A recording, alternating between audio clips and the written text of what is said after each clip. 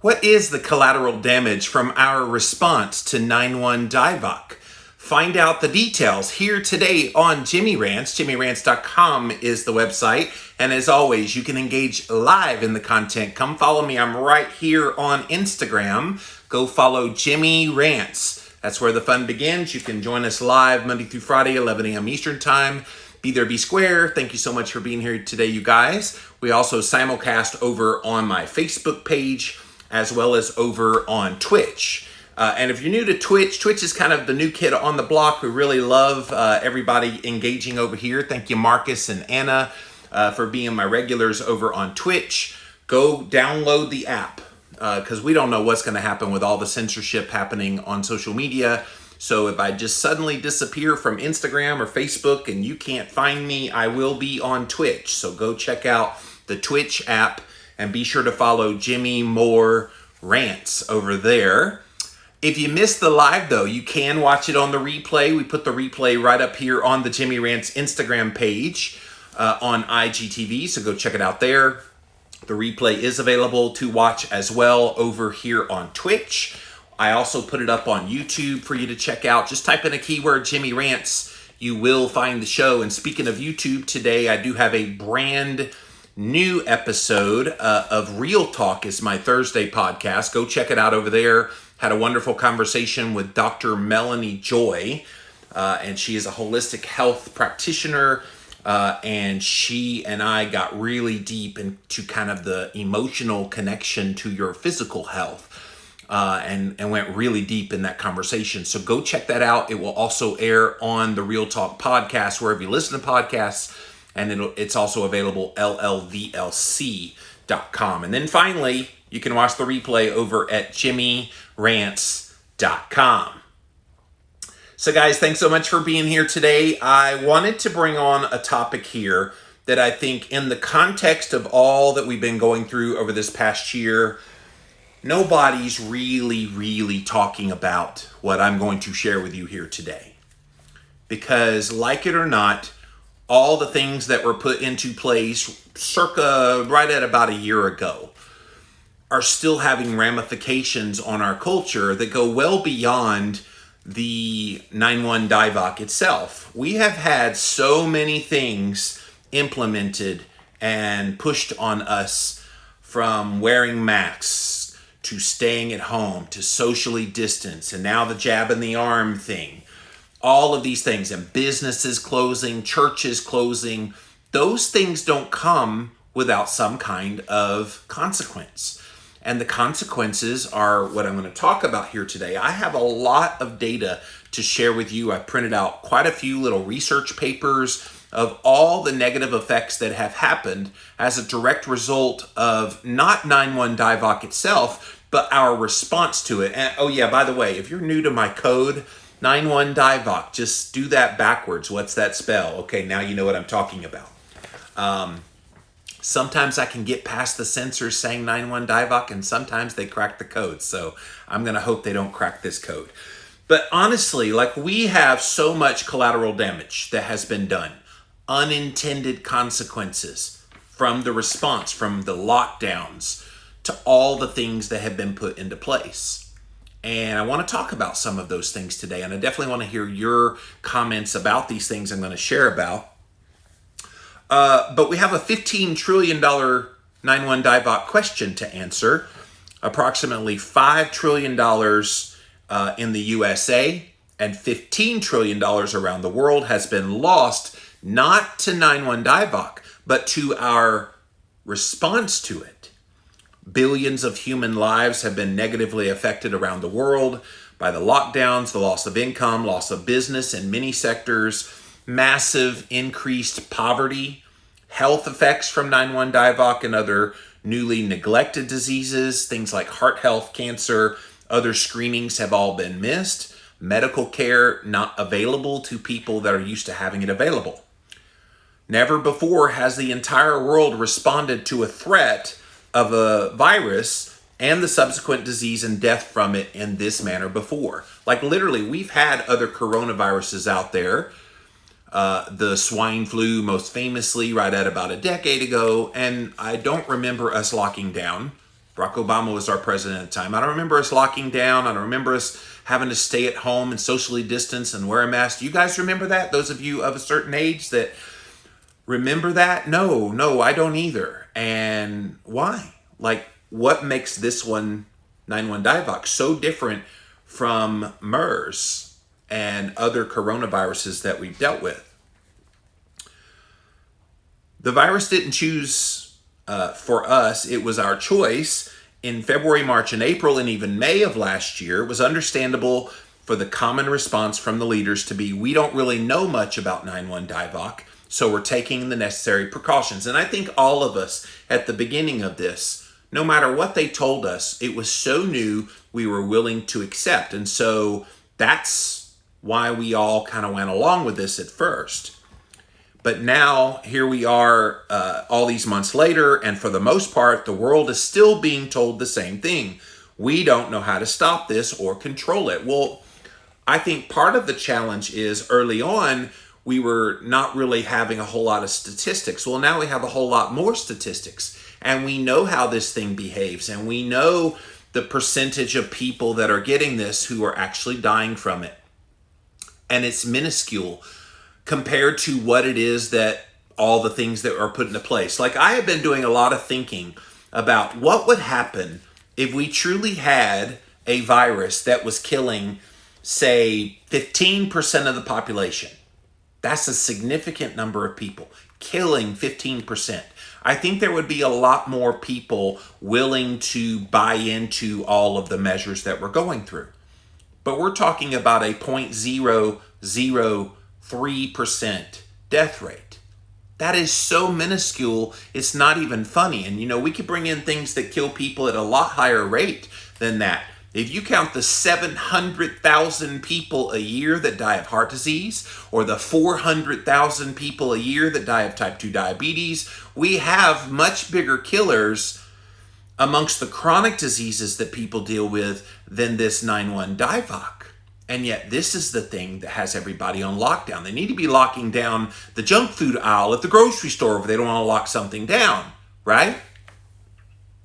Worse yet, the necessary testing has either not been done to either evaluate whether the social distancing is working and what distance is best. They told us 6 feet from the start. Where did they pull that out of? Their butt? Because there was never any science that said that 6 feet you're safe from getting the virus, but 5 feet, oh boy, you're about to get it. It's going to knock you upside the head. No, they've never done anything like that looked at that. Also, whether masks are safe, N95 versus cloth versus other. They just told us put anything over our mouth. Like literally anything just to cover our mouth. That's what they said. Did they ever do any randomized controlled trial or any kind of study that looked at that? There have been some studies that show, yeah, the particles still get through. So why are we wearing a mask? Particles can get through from your mouth or enter from someone else.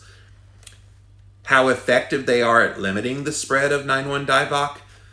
The science is not settled on this, and there has yet to be any kind of published data of valid testing from multiple sources that will corroborate this. There was a Dutch study of about 6,000 people that showed no benefit from wearing a mask.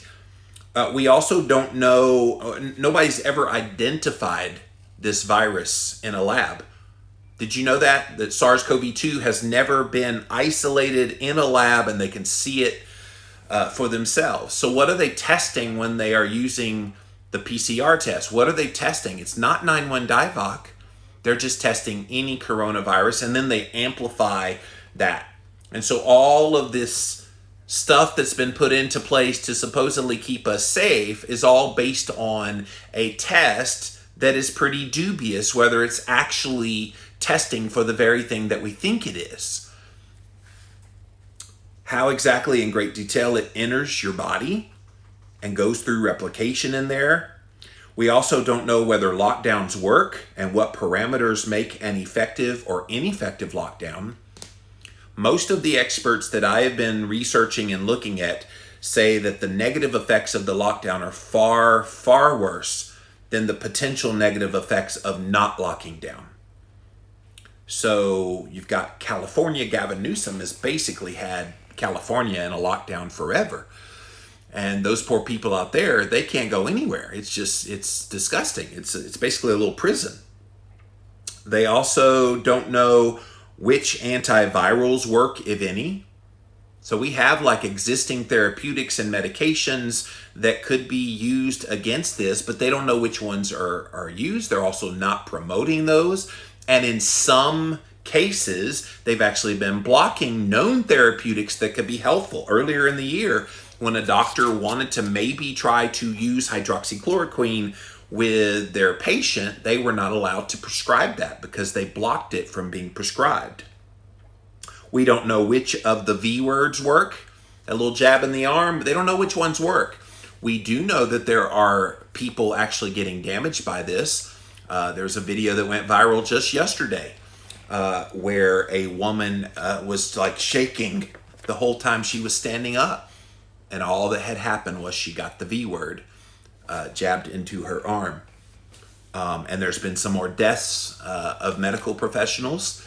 You're not hearing about this on the news, and so another collateral damage from our response to 9/1 DIVOC. We don't know what numbers, what percentage will be necessary for herd immunity. We've heard Dr. Fauci say as high as 90% now.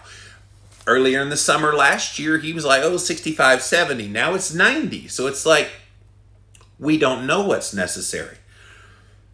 The definition has been changed actually at the World Health Organization of what herd immunity is, and it also excludes natural infection and only claims that the V word percentage is what matters. Now that one doesn't make any sense to me at all.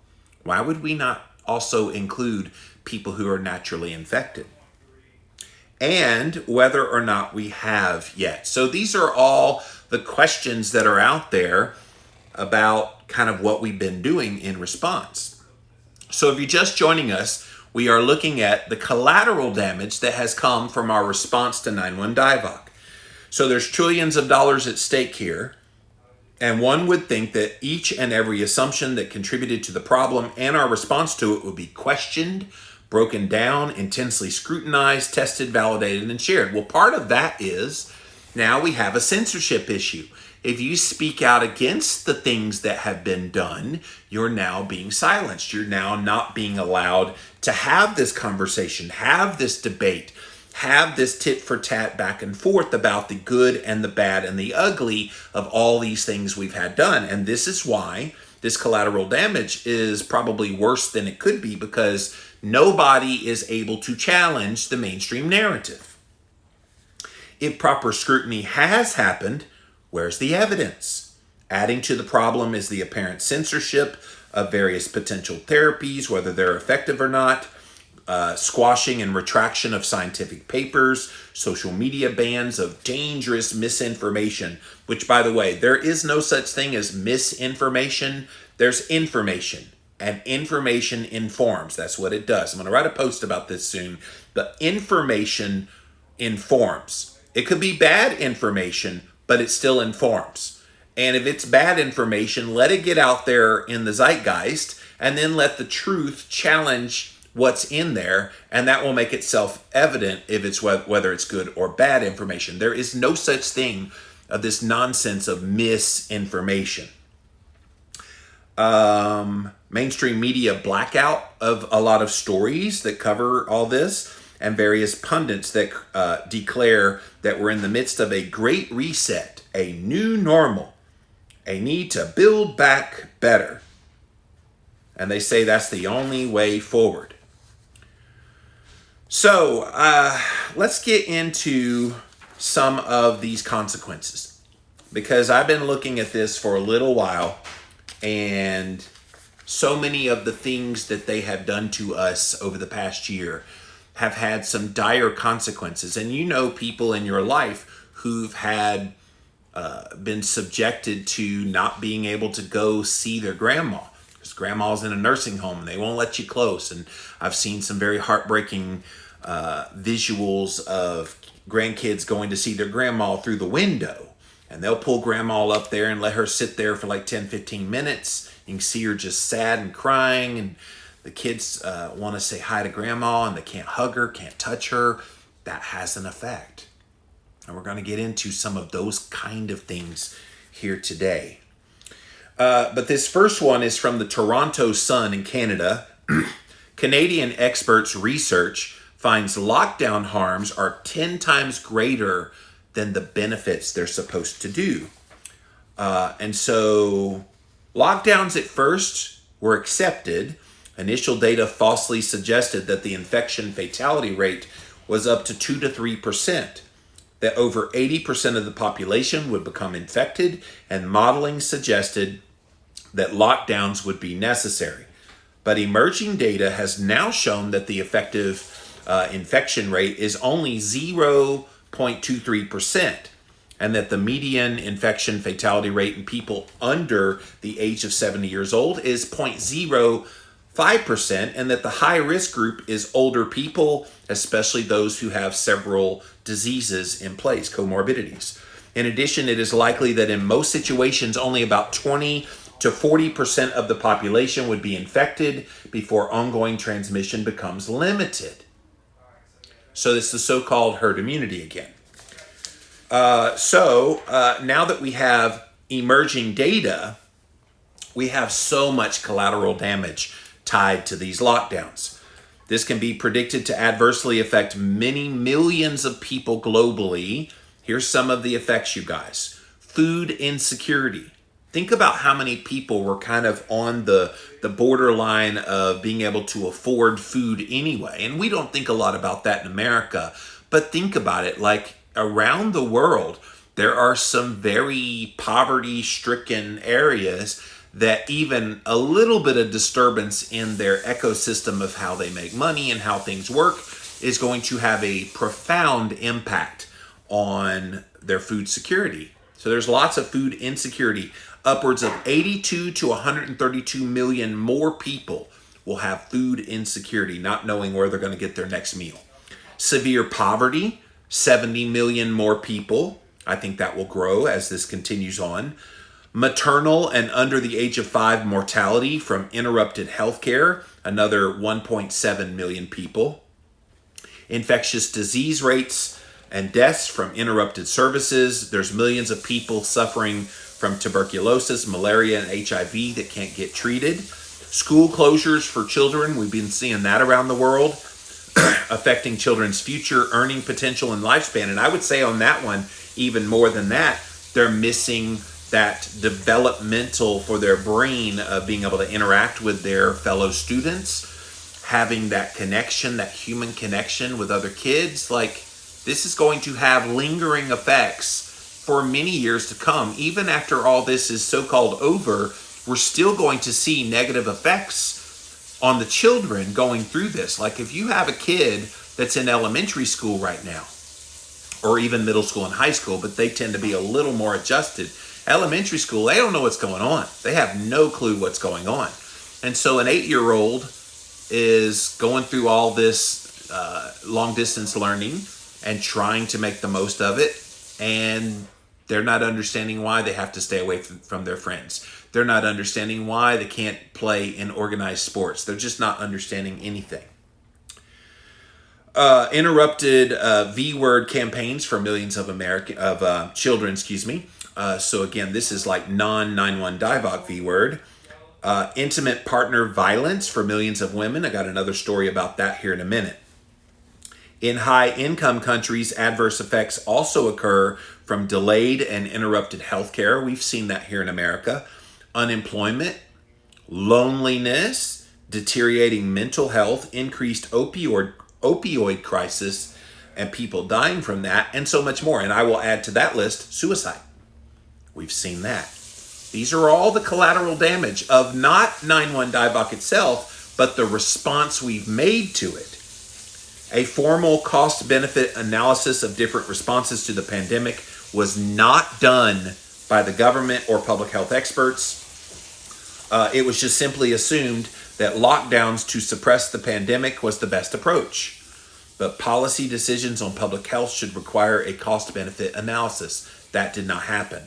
Since lockdowns are now a public health intervention aiming to improve population well-being, we must consider both the benefits of the lockdown and the costs of the lockdown on the population well-being. So once you become more informed, you realize they cause far more harm than they actually prevent. So I don't want to get too caught up on that. I think that underscores the lockdown and kind of where we got it all wrong, and how they shaped our opinion about that, what we think about it. Again, early on, I think a lot of us were for the lockdown because we didn't know anything about 9-1 DIVOC, but now we know a whole lot better. And what we should focus on, he says at the end of the article, is protecting the people at highest risk. People hospitalized, people in nursing homes, people in crowded conditions like homeless shelters and prisons, and 70 years old people and older, especially when they have comorbidities. Don't lock everybody down regardless of the risk. We also need to keep schools open because children have very low morbidity and mortality from 9-1 DIVOC, especially those under the age of 10. They're less likely to be infected by this virus. We should also increase healthcare surge capacity if forecasting is calibrated to real-time data. And with universal masking in hospitals, asymptomatic healthcare workers should be allowed to continue to work even if they get infected. So these are all the things that they're proposing that we could do. So some of the unintended consequences that happened from the lockdowns, well-intentioned when they locked us down, but here are some of the unexpected consequences that were taking place. We've seen a massive spike in suicide and mental health crisis. Even the most fortunate among us felt the emotional strain from months behind closed doors. Been cut off from friends and family, many of the other things that give life meaning, and it's all proved to be too much for those struggling. And I can tell you, I live by myself here in Spartanburg, South Carolina, and there have been moments it's been tough because when you're isolated from people, and I'm a people person, I love hugging people and being in the presence of people and having that fellowship with another human being. It takes a toll, and they didn't count that at all. They didn't see that collateral damage from isolating people from other people. I'll tell you, even like the mask wearing, when I go into a store and someone's wearing a mask, it just removes that humanity of that person. I did a whole Jimmy Rants on that last year, but when you cover up a person's face, you're basically stripping them of their humanity. Now you still get the eyes, but a lot of expression to another human being is made right here in the mouth and nose and cheeks and all of that, and it's all covered up with people wearing masks. 1 in 4 young people had suicidal thoughts during the pandemic so far. For comparison, less than 6% of young people had those feelings back in 2008, 2009. More than 40% of respondents said the crisis had prompted mental health or behavioral problems. I'm surprised it's only 40%. Anecdotal evidence also suggests that suicide increased during lockdown. Given that young people without any preconditions are at almost a zero risk of death from 9-1 DIVOC, and we also have very well documented deleterious effects that come from isolating, and especially think about your teenage years. You were a teenager once, most of you. Some of you, I'm not so sure, but most of you had teenage years in your life. That was like everything was accentuated bigger than it actually was, wasn't it? And so can you imagine how they're taking all this? Oh my gosh, my life is ruined. I'm not able to see my friends, not able to make the connections. And we forget how social teenagers are. And we've stripped them of their social construct that gives them meaning in life. It's fair to largely attribute this disturbing trend of mental health and suicide to the lockdowns. We've also seen an uptick in drug overdose and substance abuse. Naturally, social isolation and despair are key triggers for substance abuse relapse, so it's no surprise to see the emotional and mental consequences of 9-1 DIVOC exacerbating an already severe drug crisis we already have. And so Maryland saw more than double the opioid overdose fatalities in just the first quarter of last year. In Virginia, state officials said they recorded almost 1,700 such fatalities by the year end, the highest annual toll since 2007. This is a countrywide trend. NPR reports that overdoses nationally have gone up by 18%. For comparison, in 2018, more than 67,300 Americans died from drug overdoses. An 18% increase means thousands more have now died. Number 3, economic devastation leads to hunger. We talked about this on a worldwide basis, but here in the U.S., they recently surveyed, the U.S. Census Bureau surveyed Americans on how this has affected their ability to feed their family, and the results were chilling. The number of Americans who say they can't afford enough food for themselves or their children is growing, according to the Wall Street Journal. As of December, 12.1% of adults lived in households that did not have enough money to eat the previous week. That's disgusting in the United States of America. Almost 20% of Americans with kids at home couldn't afford to give them enough food, and that's up almost 17% since June. Food banks report unprecedented surging levels of demand for their charitable services. Closing down businesses and schools might have limited the spread of 9/1 DIVOC, but listen to this. It also cleared the economic consequences of lockdowns called massive malnutrition and pushed many people to the brink of starvation. How is this happening in the United States of America? We have such abundance, and yet all of these systems in place, and especially the school lunch program, people don't realize this, but a lot of kids, that's their one good meal of the day is school lunch and breakfast there. And they haven't been going to school physically in person. Hopefully most of them are starting to maybe consider reopening again, but that's had major consequences. And the last one in this group of consequences of the lockdown, a surge in domestic violence. This is the dirty little secret nobody wants to talk about in America, but we got a bunch of rotten husbands beating up on their wives and rotten parents beating up on their kids. Domestic violence is a thing, and it has not gotten better having to put all these people under the same roof. Can you imagine if you're a child and you're in a home and your only respite away from your abuser, and I was abused as a kid, your only respite away from an abuser is going to school? Can I tell you, when I was a teenager and I was getting abused by my dad, that was the one happy time of my day, was when I got on that bus or I drove in my car up to the high school.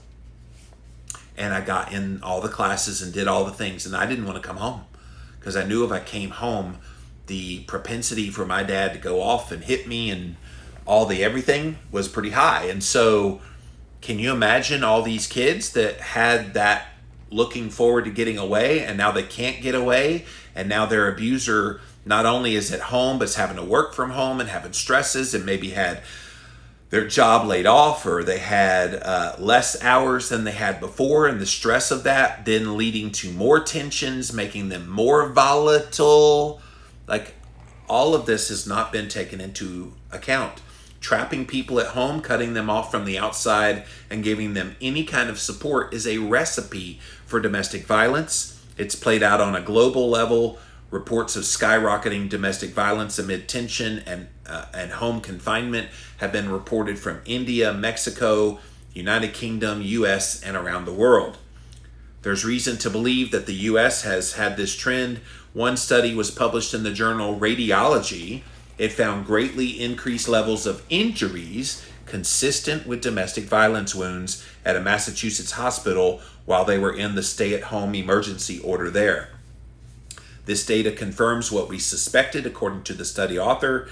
Being confined to home for a period of time increases the possibility for violence in the home. A separate study analyzed data from police precincts in several major U.S. cities. They showed increases in domestic violence during the lockdown period, ranging from 10 to 27%. So if that wasn't on your radar screen before, I hope it is now. I hope you understand. This is why some of the measures that were put into place, all with good intentions to deal with 9/1 DIVOC, to try to control this pandemic, have actually led to worse results in other areas. And why was that not taken into account when they were assessing all the ramifications of what they did? So let's go to the next one. All right, so this next one is talking about how there are theories out there, and the consequence of this is the money system is changing very fast over to this modern monetary theory called MMT, modern monetary theory, and that the outbreak accelerates the introduction of this to the markets, which will have implications on bond investors, and some of the connection to that, also global trade and the supply chain, because there are certain segments of the economic sector that have been impacted in a very negative way.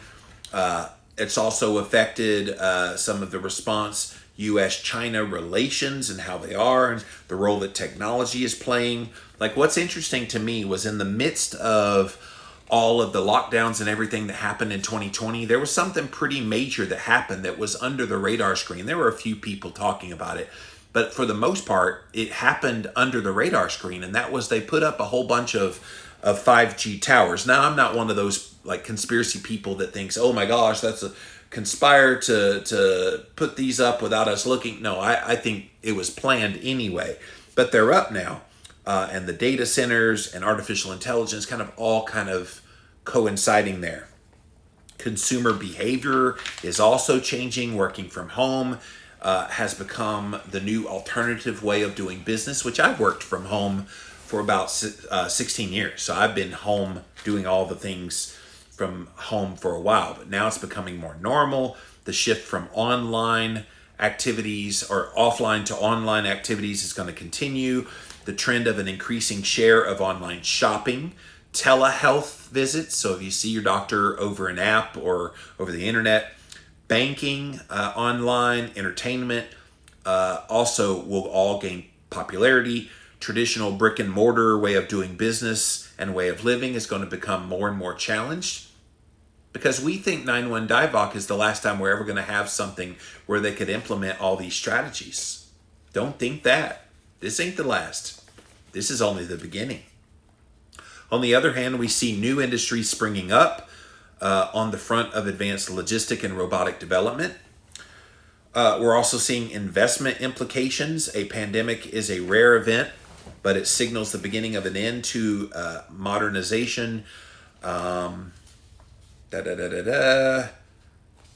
right, so let's keep going. Like I said, I printed out a whole bunch of articles that are talking about these effects of these lockdowns. I actually have a paper here out of researchers at the University of California in Los Angeles, all about the unintended consequences of lockdowns and the shadow pandemic, talking about violence against women.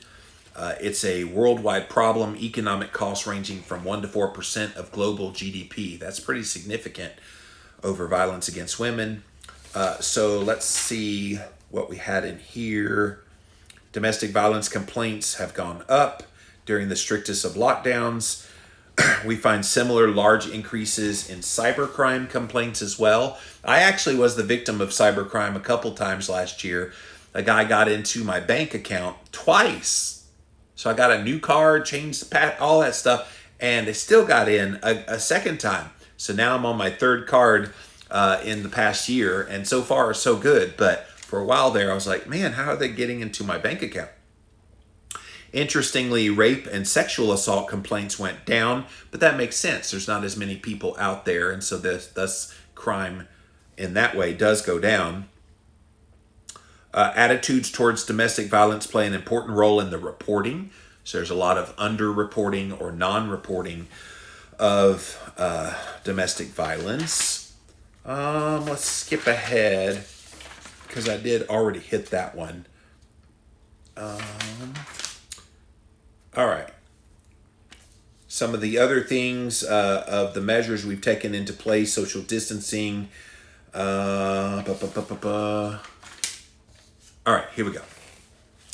Because of school and childcare closures, listen to this, children have been spending dramatically more time at home since the middle of March in 2020. Thus far, 43 states ordered and recommended school closures through the end of the school year, which means 45 million U.S. youth were out of school, and some of them are still out of school. Across the country, students are isolated at home, resulting in much more limited contact with their peers. Guys, I don't think we put enough emphasis on how important the social dynamic of kids is. I might have been a bit of a loner when I was a kid, but there's some kids that their social life in school is their very being. Can you imagine how those kids are doing right now? And teachers who normally provide social support. My sister Beverly is a public school teacher in Florida, and she has been struggling with all the, not just the challenges of being in a different work environment, but that connection with the students. She says some days she shows up to class and she's lucky if she has one or two of her students there when it's normally a class of 20. One or two show up on camera and the rest of them have their camera off or they don't show up. It's a real thing. And so they're academically getting behind. Many children are also losing access to their free reduced cost or free breakfast and lunch, which we talked about earlier.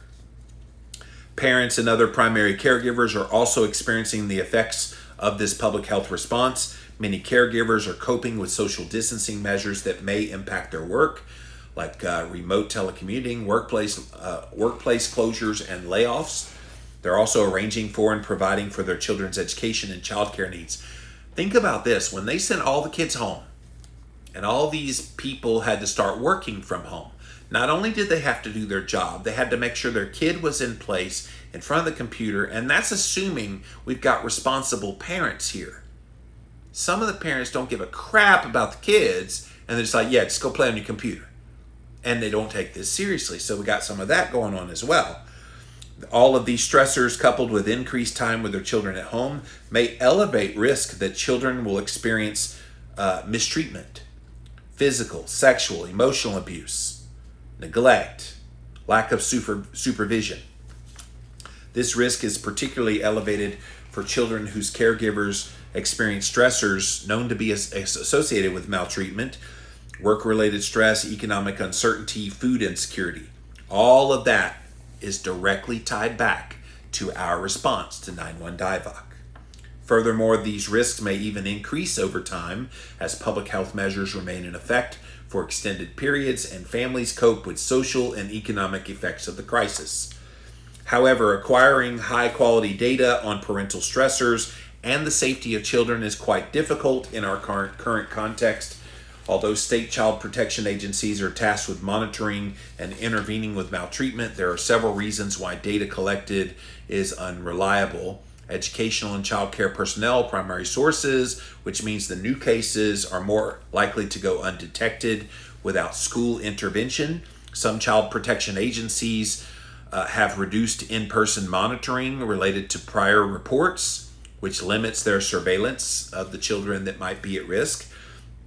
Child welfare agency data on reported incidents is probably greatly undercounted. And some states are already witnessing sizable drops in the reports of abuse to child protective services since the start of the school closures. It's sad, guys. And I mean, you don't want to think about these kinds of things, and maybe you live in a bubble and didn't even know about these kinds of things. But these are more of the collateral damage from our response to 9/1 DIVOC. Yes, at the beginning, we had all these concerns about millions of people in America dying from 9/1 DIVOC. But guys, at some point, we had to kick in logic and go, wait a minute, millions have not died. Yes, a few 100,000 have died, and it's dubious whether they all died of 9/1 DIVOC or did they die of something else. So that's a whole separate issue as well. But the collateral damage from all this is huge. So let's keep going. All right, so another study out of the British Medical Journal. Lockdown measures reduced the risk of 9/1 DIVOC, so it did do that, but it had unintended consequences for children. The outbreak spread at an unprecedented speed across continents, resulting in illness and death. And because of this unusual feature of the pandemic, they wanted to take a look at what effects happened. So the negative consequences of the lockdown. First and foremost, it directly impacted health. Emergency departments in the UK had unprecedented reductions of over 50% of attendance. So think about all the people who had regular scheduled visits to go see their doctor or some specialist because they're dealing with a little something. Most of those screenings didn't happen.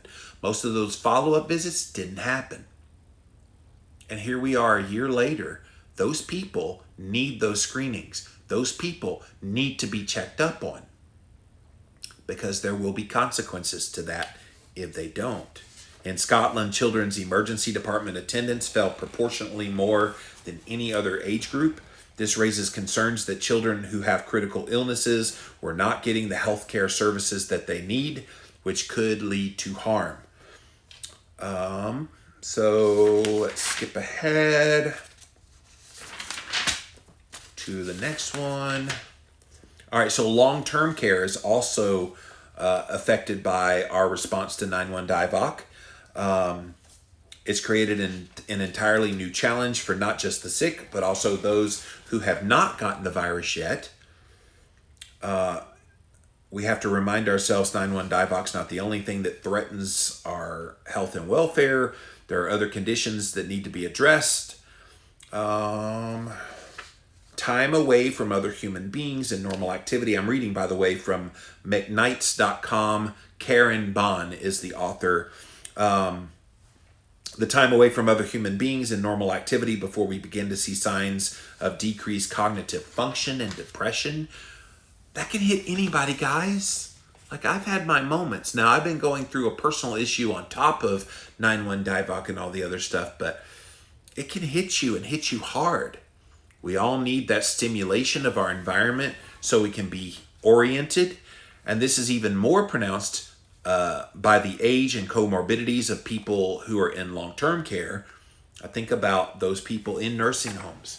They have to be, already they don't get touched. Already they don't get a lot of people coming to visit and say hi, and they don't get to see loved ones. Now they're being forced to isolate from those very people who would want to come see them.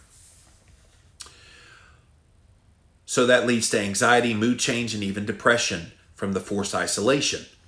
There was a study in JAMA Psychiatry that assessed how people regulate their mood through their choice of everyday activities, and found that this ability, which is called mood homeostasis, is impaired in people with a low mood. So if you have a low mood because of 9/1 DIVOC, there it is. May be absent in people who have a history of depression. 1 in 5 people will develop major depression in their lifetime, and these pandemic lockdown measures actually have spiked that number even more. This forced mobility, our long-term care population not only can develop mood changes and depression, but also range of motion in their joints and precipitate their death. It's sad, guys. All right, gonna go through, I think I have one more after this. So some of the unintended consequences of social distancing and staying at home. Workplace stress, anxiety, and depression are tough enough to cope with when the world seems to be somewhat predictable. But when a pandemic forces you to stay indoors, separated from your support system that sustains you, it becomes an almost unendurable situation. The longer this goes on, and we're asked to go without the very things that give our lives meaning and purpose. Stop. Gives our lives meaning and purpose. People. Interactions with those people. Care from people. Love from people. And somebody will argue back, okay, but we have technology that can make us be in touch with people. We got video, Zoom calls, text message and email and da-da-da. It ain't the same. It's not the same. We need physical touch. I need to see a human smile. That's a need. And again, on camera, on a video camera, it's okay. but it's not the same as seeing them in person. And affection towards someone you love in your life, a family member, loved one of some sort, friends, those kinds of people, if they're not in your life, you're missing a part of your humanness. And this is not being talked about. We also can't go to church right now. Churches are all closed.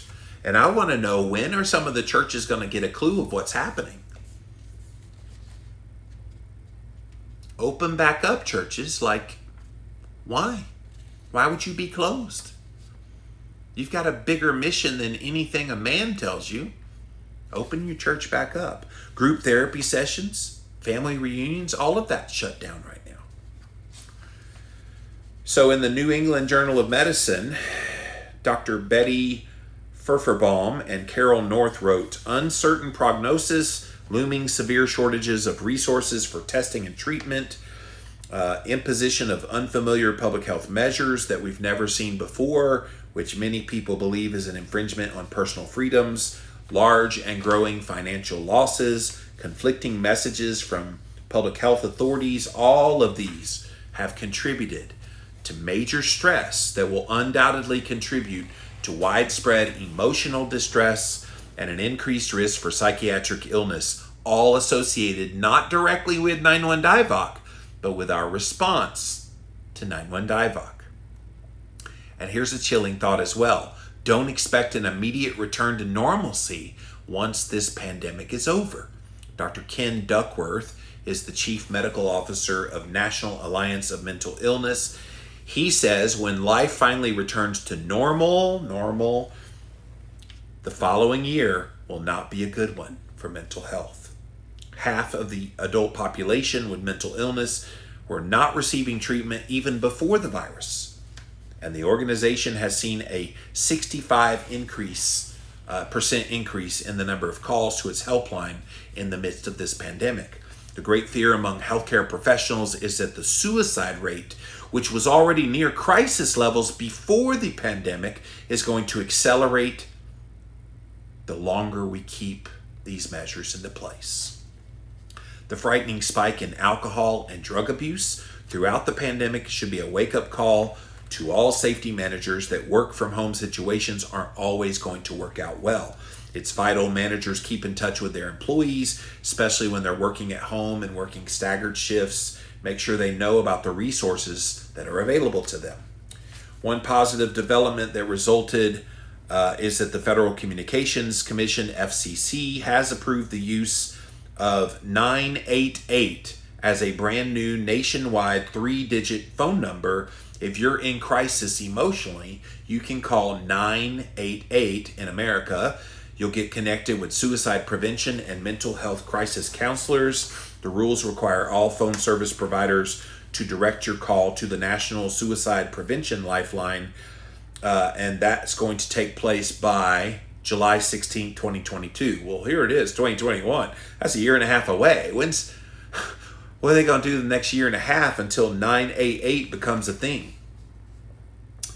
Full implementation is still a long way away, so as this continues, it's incumbent upon everyone in the mental health profession to be on the lookout when people cry out for help. But guys, unintended consequences, collateral damage, all from not the virus itself, but from our response to it. And why this was not taken into effect at the very beginning of all these measures that we've done, I don't know. It seems to me, if you're going to take action, you have to look at every angle and see what you're doing is causing more harm than good. And it seems from all that I just read off to you, and that's just scratching the surface, there's probably a lot more collateral damage from this than we're even realizing. But they should have done a proper analysis before they thrust all these things on us. All right, I want to see what you guys have to say. We're going to go here first to Instagram, then over to Facebook, finally over to Twitch. Thank you all for being here today on Jimmy Rants. JimmyRants.com is the website. Let's see what you guys have to say about this one. Kat says that virus is just something. I already know many people who didn't have it bad, but long-term health effects just awful, and it's a big question what direction it will go in case of reinfection. And in fact, we don't even know if reinfection is a thing, and yet they have said that declaratively, but we don't even know if that's a thing. Most people who get this develop the antibodies, and then the next time it would hit them, the T cell production could definitely take care of this. So the problem is so many of the unknowns about this, they're just making a declaration one way or the other when they don't really know. Val says, my husband always says it's all a huge test. How well will we all follow the rules? Well, there is that as well. A lot of people think, okay, the collateral damage from this is, all right, they now know how hard and how far they can push people, and will they push back? And honestly, there's a vast majority of Americans that hasn't pushed back on anything yet. And they're observing that, guys. And don't think they won't use that data to do something again. This is why I said this ain't the last time we're going to have this kind of thing happen, whether it's 9-1 DIVOC or if it becomes 2-2 DIVOC. Don't think it won't happen again.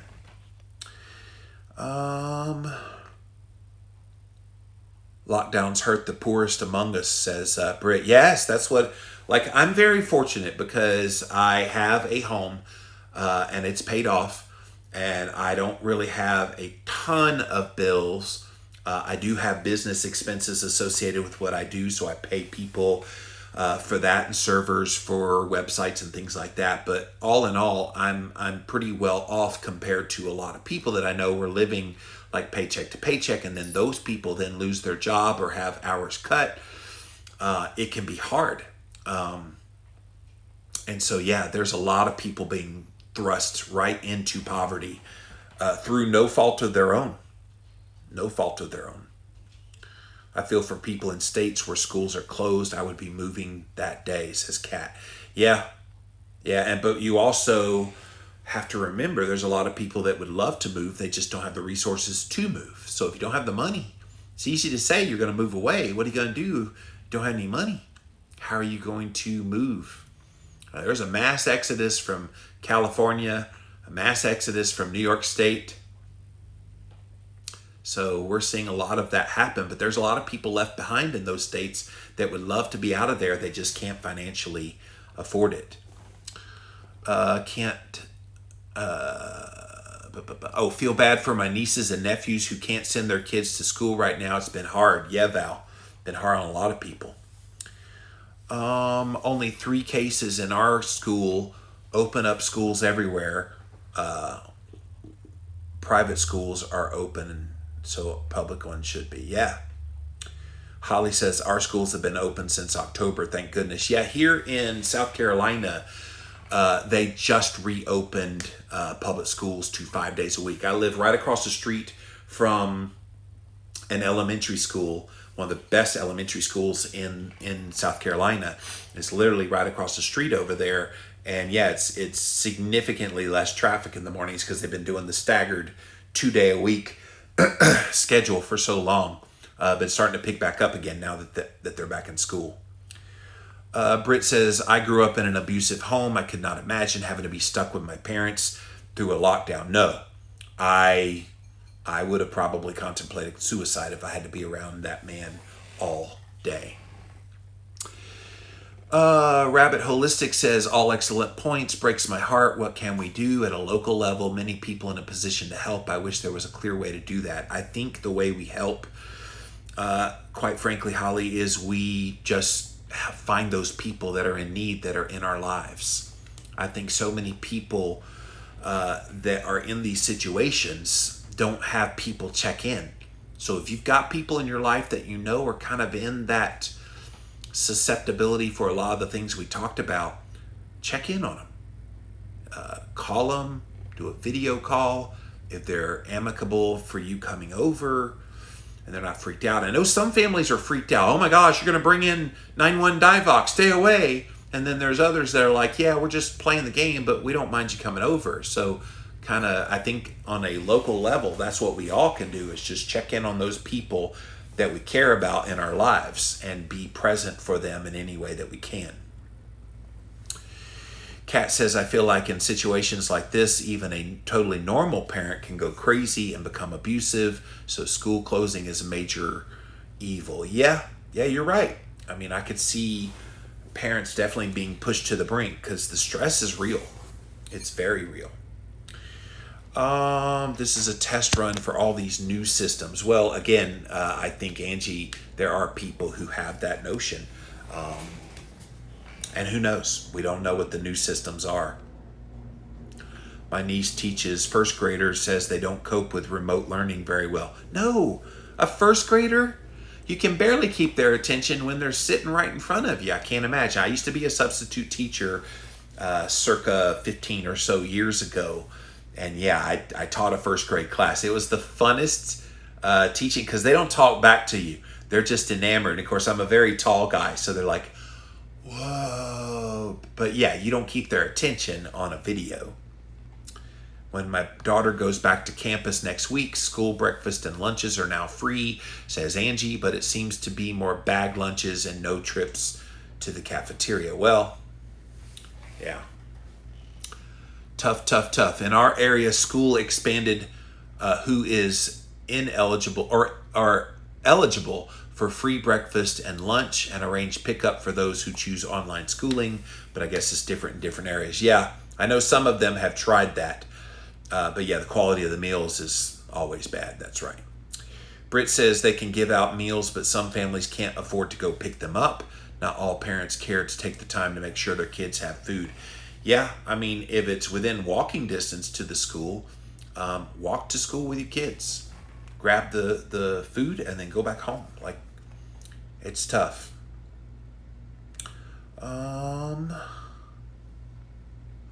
Life will never be the same. It's at no return point. Well, I think whatever sense of what we thought normal was pre-9/11 DIVOC is gone. I don't think we're ever going to get back to that world. But part of that is our eyes have been opened to some of the things that they're willing to do to us. I don't think anybody even imagined they would be doing a lot of the things they've done this past year. So in that way, I hope it doesn't go back, because I think people have eyes wide open now and they're seeing how they've been manipulated in some ways. And I don't think they're going to put up with it. I keep thinking, when's the breaking point of critical mass going to happen for most people watching all this collateral damage that's happened from the response to 9/11 DIVOC? I put on my stories on Instagram here today, Ian Smith, he's a gym owner in New Jersey.